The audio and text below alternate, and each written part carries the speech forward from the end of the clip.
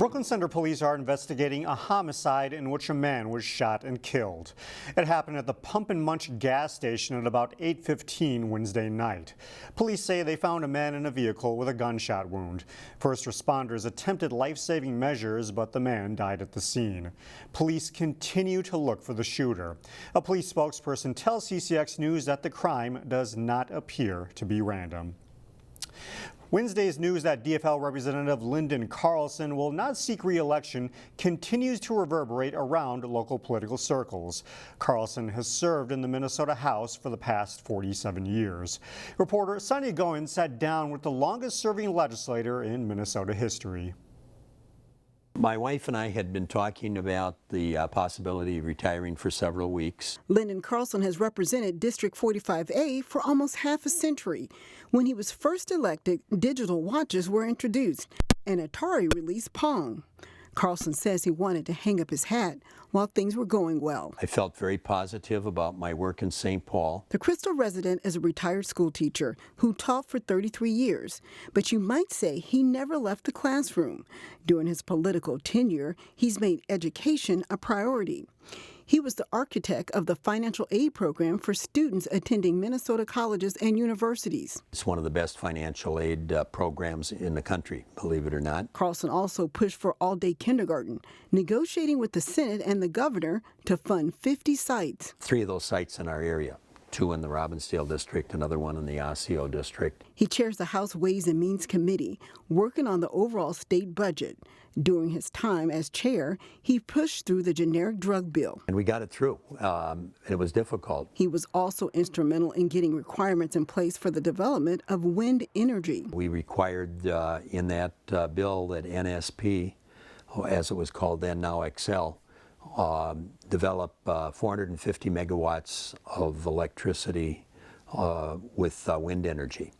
Now we're far beyond that, but that was the seed. The dedicated public servant says he takes pride in mentoring others at the State House. Now, that's something that I'm quite proud of, in the sense that it's something you kind of do on a day-by-day basis. I like working with people. Maybe that's the teacher in me.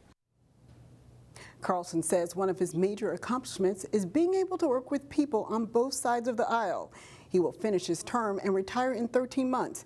Afterwards, he plans to travel and tour the country with his wife. Delane? All right, thank you, Sonia. This Friday and Saturday, the Perpich Center for the Arts in Golden Valley hosts a dance and theater show. However, it's not your typical holiday program. This one will make you think. We get the story from Eric Nelson.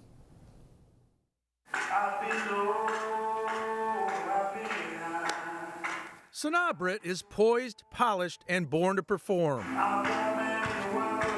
The Perpich senior is dancing in a weekend musical titled Lighting the Way, a powerful message about being black in a white world. Being an African-American young woman, but just being black in general, it is hard, and it's a struggle, and it shouldn't be. Her dance routine is choreographed and smooth.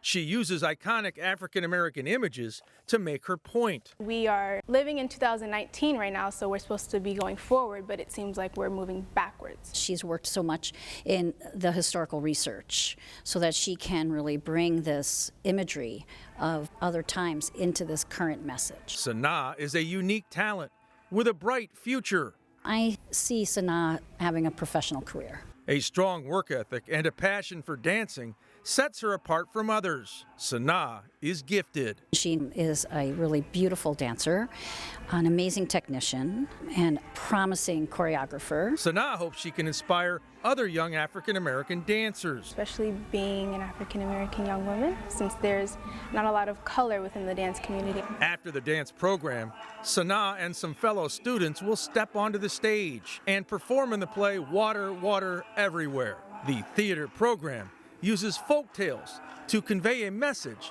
about water. Water connects all of us around the globe. In Golden Valley, I'm Eric Nelson, CCX News.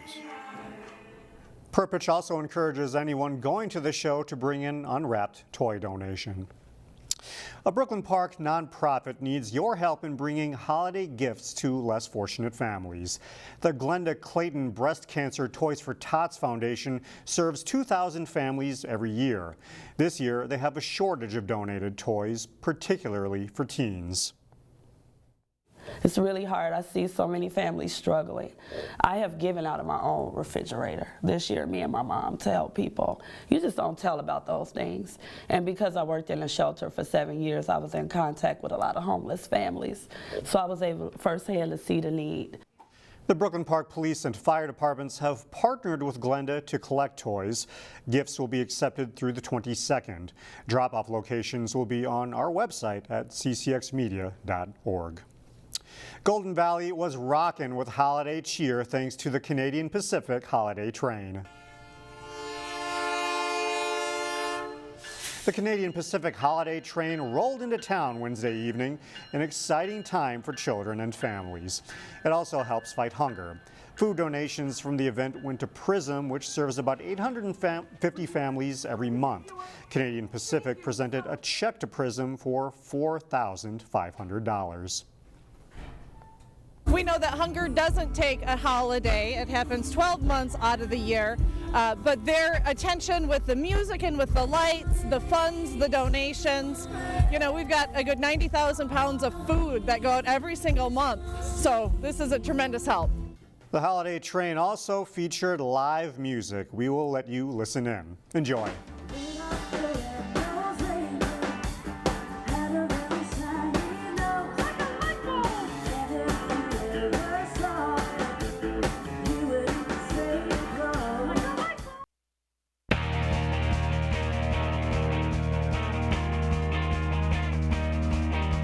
Benilde St. Margaret's boys hockey team entered the week ranked in the top 10 in Class AA. The Red Knights faced off with a tough non-conference opponent Wednesday night when they hosted St. Thomas Academy. First period, and off the face-off, a puck comes to the point. Nate Schweitzer's shot is stopped, but Johnny Woodford sweeps the puck in on the rebound for a 1-0 BSM lead after one period. 1-1 in the second when the cadets Jackson Hollum lasers the pass to Tommy Devereaux. Will Soderling there to clean up on the rebound. And the Cadets are up 2-1. That's the score after two. Third period. The Red Knights can't clear the puck out of their own end, and St. Thomas takes advantage.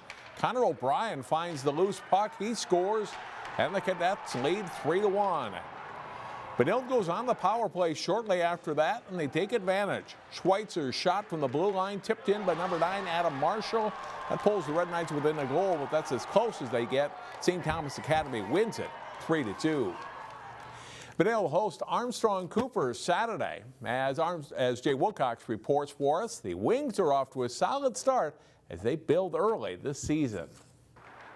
With a mix of veterans and newcomers, the Armstrong-Cooper Wings are 4-2 in their first 6 games this winter.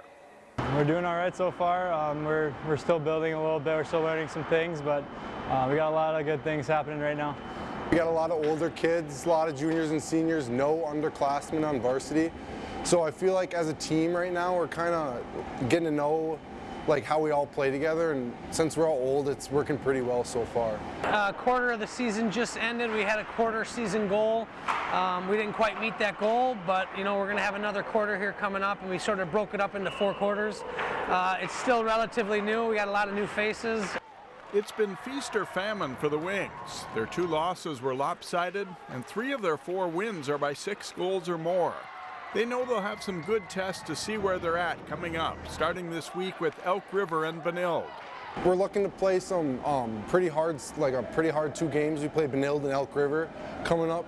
So hopefully we find a rhythm and get going against good teams. These guys are going to give us a good test here and on the road in Benilde. We're going to really find out our identity kind of and who we are as a team. The Wings are in Class A for the first time this season. They'll have to go through teams like Orono, Brack, and Delano in Section 2A. But the possibility of getting to state for the first time is definitely realistic. But I feel that where we're at right now, we have just about as good as opportunity as anybody coming out of our section. And, you know, time will tell. That's our goal, yeah, make it to state. I think we have a better shot than we've ever had to make it to the tourney, and we're all looking forward to it. That's a goal we've made. We established at the beginning of the year. That's a goal for late February. For now, the Wings are looking to get better each week. Jay Wilcox, CCX Sports. The Wings, who are averaging 5.6 goals per game so far, host Elk River Thursday night before the meeting with Benilde St. Margaret Saturday afternoon at the St. Louis Park Arena. The Maple Grove Gymnastics team is a defending champion in both the Northwest Suburban Conference and Section 5AA. The Crimson hosted Andover in the Northwest Suburban Conference meet Wednesday night. Crimson start on the vault. Sasha Thompson sticks her landing for a 9.15 score. She later finished second on the balance beam. Nadia Abbott on vault for Maple Grove, and she hits it for a 9.5 to win the event. Balance beam, a good routine by Grove's Lillian Bonstetter, scoring an 8.925. That's good for first place. To the uneven bars, Abbott impressive again, earning a 9.175 mark. She wins the bars and the all-around for the meet. And on floor, Thompson is the high scorer for the Crimson with a 9.4. Maple Grove goes on to win the meet with a team score of 137.7 to 124.325 for Andover. The Crimson are 3-0 in the conference so far this season.